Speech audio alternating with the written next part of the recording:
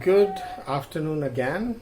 Welcome to part 4 of this text movie on Mahopanishad. Mahopanishad or Mahopanishad. We start with chapter 5. We had completed till chapter 4 in the previous text movie. Chapter 5. Then I shall speak truly of the 7 steps of ignorance, 7 of wisdom. The stages between are countless and produced otherwise. Liberation is existence in natural condition. Lapse from it is the concept of I. Attributes like desire and hate, born of ignorance, are not for those who do not swerve from their nature as a result of the realization of pure consciousness. The fall from the spiritual nature, the drowning of consciousness in mental matters. There is no other delusion now or in future than this. The existence in spiritual nature is said to be the destruction of mental activity, being in the middle. When the mind goes from object to object, the existence supreme in nature is remaining like stone, all ideation dying out, free from waking and sleep. That is one's own nature, which is not inert, the non-pulsating mind, when the ego aspect is dead. By knowing the 7 stages of knowledge, one will not be submerged in the mire of illusions. Many schools speak variously of the stages of yoga, but only the following are acceptable to me. Liberation follows after the 7 stages. The first stage of knowledge is auspicious desire, the second is reflection, the third is thinning of the mind, the fourth attainment of sattva, then detachment, the sixth is the reflection on objects, and the seventh is of the Turiya. Their explanation. The wise say that the auspicious desire is the desire following detachment, meditation. Why do I remain like a fool, being looked upon by good people? Reflection is good activity after the practice of detachment and contact with scriptures and good people. Thinning of the mind is the condition where the attachment to sense objects is reduced by means of auspicious desire and reflection. Sattvapatti is the mind in the pure sattva condition by the practice of the above 3 stages. The Asamshakti stage is the developed condition without even a trace of involvement by means of the practice of the 4 stages. Padartha Bhavana is the 6th stage resulting from the 5 stages, delighting in the spirit firmly by the non-contemplation of objects internal and external. The 4th transcendental condition, that is 7th overall, is concentration on one's nature, seeing no real difference by the long practice of the 6 stages. This is the stage of Jivan Mukti, or as we call in Sufi philosophy, Vedat al-Wujud philosophy, Fana. The stage beyond the 4th is the stage of liberation without the body. In Sufi philosophy, this is Maha. These 7 stages can be known only by the enlightened, reaching which condition even animals, barbarians, etc. are liberated with or without the body surely.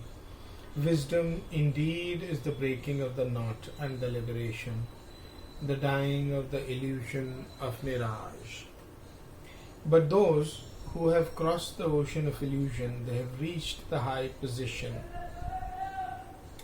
The means of calming the mind is said to be yoga.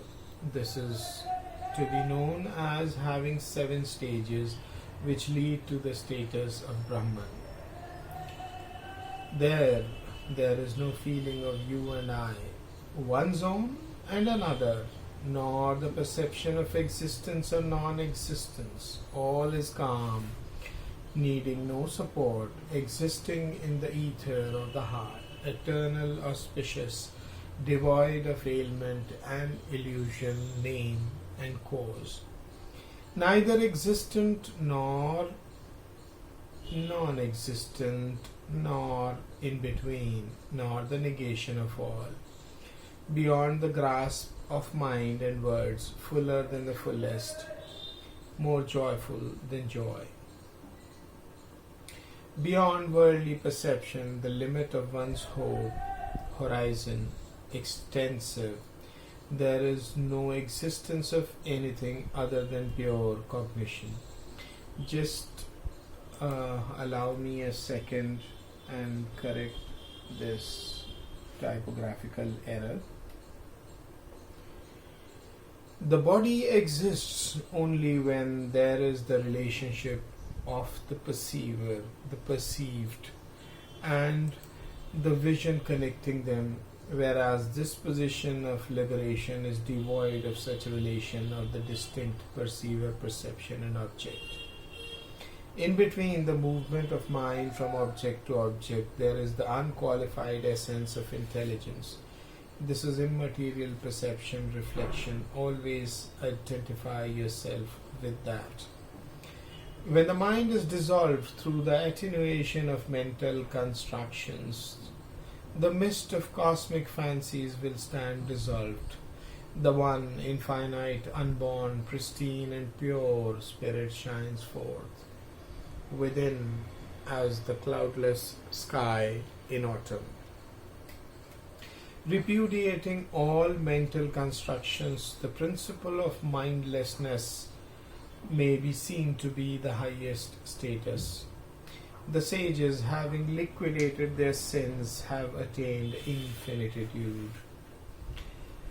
These sages, whose intellects are great and tranquil, and who have risen above the mind, one who has reasoned out the modifications of whose mind have ceased, who has given up all reasoning, who has dismissed the objective realm, empty of values, but has seized on what alone has eternal value, has a mind that conforms to the eternal reality.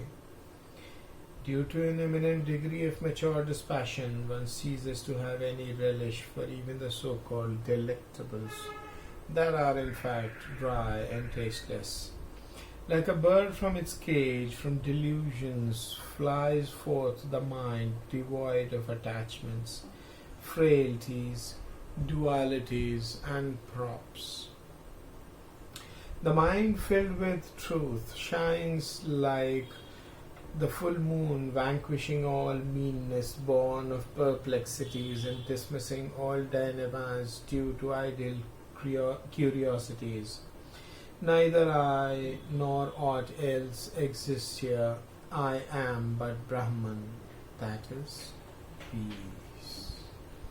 Thus perceives he who beholds the link between the existent and the non-existent.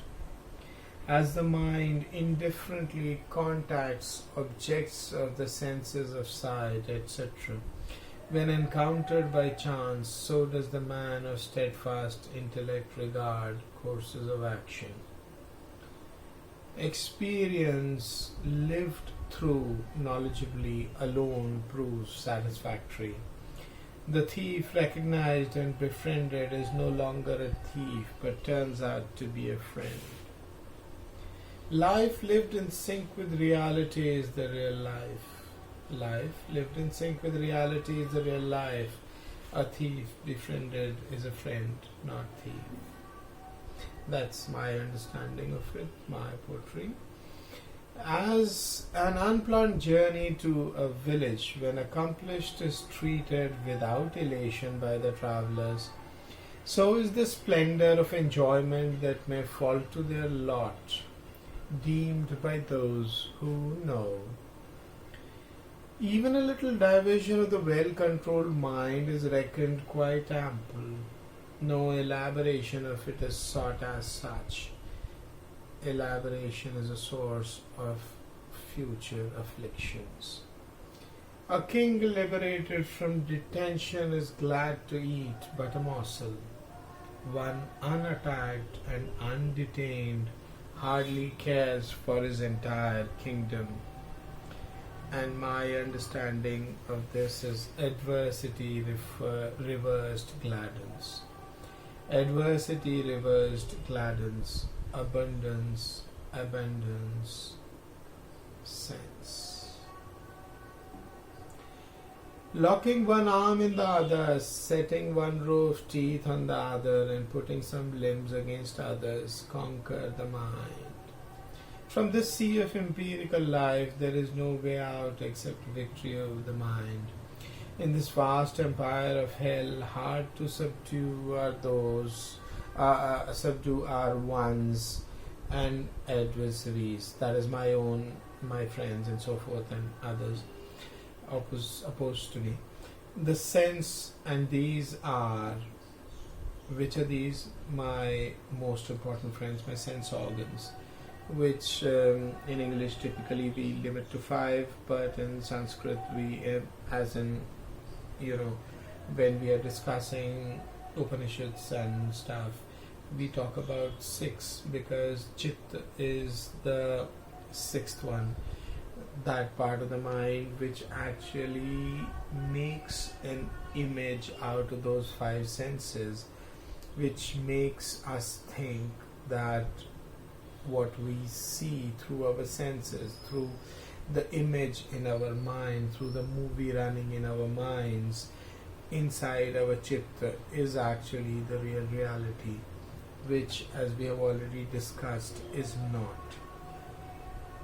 So those are the 6 senses, not the 6th sense in the sense of the Western narration of the 6th sense, but this is the Eastern, the Indian narration, Indian understanding of it, who ride on the unruly elephants, the sins, and are armed with the long arrows of cravings.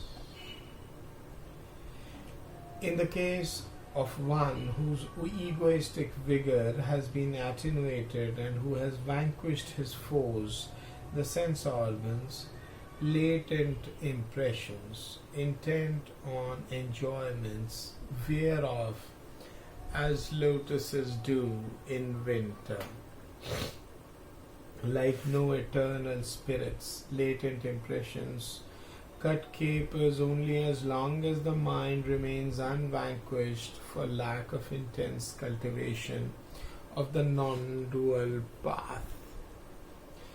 Of the men of discrimination, the mind I deem is a servant, as it accomplishes what is sought, a minister as it proves the cause of all gains, and a loyal chieftain as it regulates the assailing sense organs. The mind of the wise, I deem, is a loving spouse as it pleases, a protective parent as it guards, and a friend as it marshals the best. By wholly overcoming the inimical senses, resorting to sovereign discrimination, and beholding the truth with the intellect, cross the sea of empirical existence. As we have discussed earlier, empirical existence really means the objective reality, the one that is shown to us by our chitta and the extensions of our senses. Like our sense is our eyesight, and the extensions of our eyes are telescopes and microscopes and televisions and telephones, the video telephones, and so forth. The wise know the astha as such is the abode of endless pains.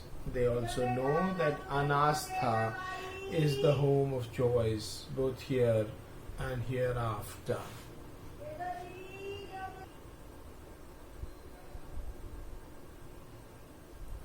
This bears repeating. The wise know that Astha as such is the abode of endless pains. They also know that Anastha is the home of joys, both here and hereafter. This sort of stands the traditional understanding of religion, of Vedic religion in particular, on its head.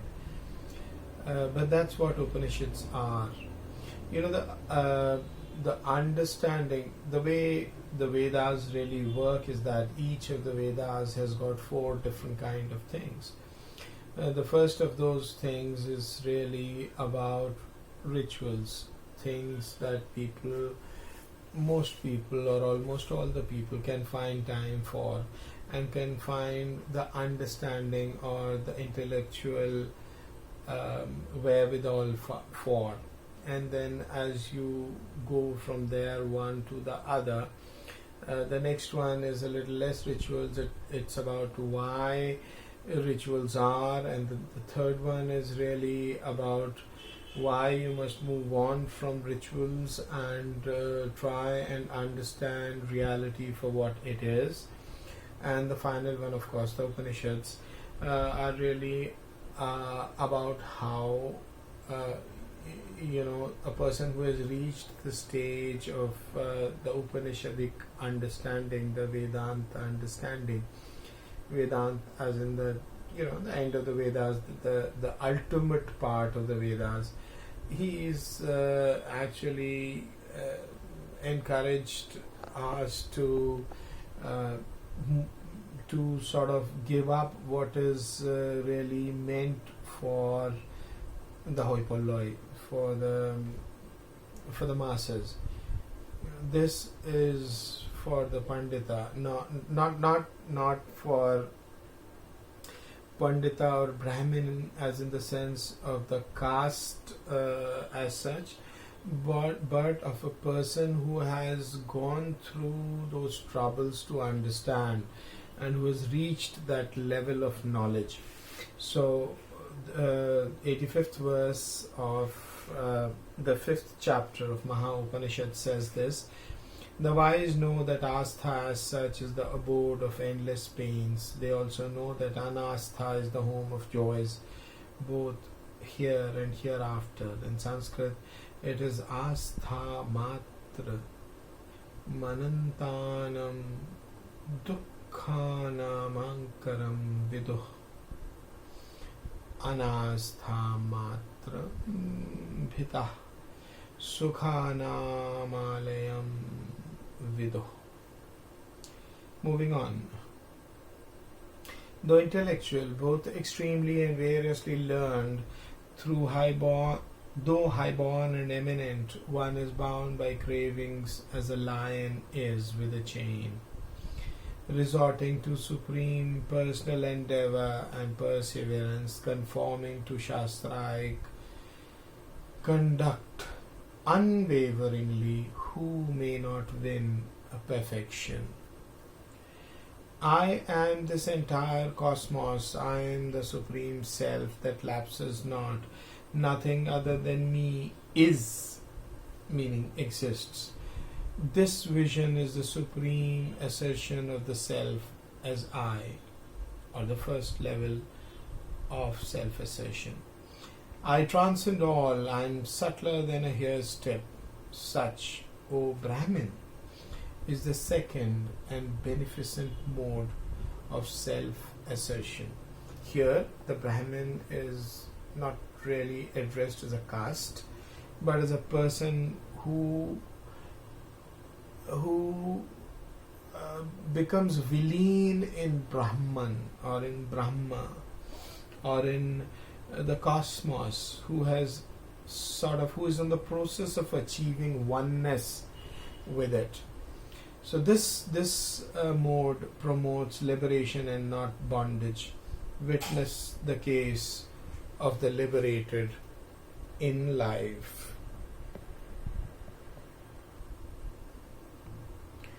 The conviction that I am no more than a bundle of parts, like hands, feet, etc., is the third mode of self-assertion.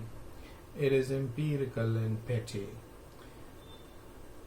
This root of the evil tree of empirical life is wicked and must be renounced. Smitten by this, the worldly man rapidly falls ever lower. Discarding this wicked mode of self-assertion from one's life in due course, by virtue of the beneficent mode, one achieves liberation in peace. Resorting to the first two non-worldly modes of self-assertion, the third worldly mode that occasions pain must be renounced. Next, discarding even the first two, one becomes free from all modes of self-assertion and thus ascends to the transcendent status of freedom. Bondage is nothing but craving for the objective enjoyment. Its renunciation is said to be liberation. Mind's affirmation is perilous. Its negation is great good fortune. The mind of the knower tends to negation. The mind of the ignorant is the chain of bondage. This timeless mind of the knower is neither blissful nor blissless, neither fickle nor stirless. It neither is nor is not, nor does it occupy a mind position among all these. So maintain the wise. And at this point we will stop to continue in the next part.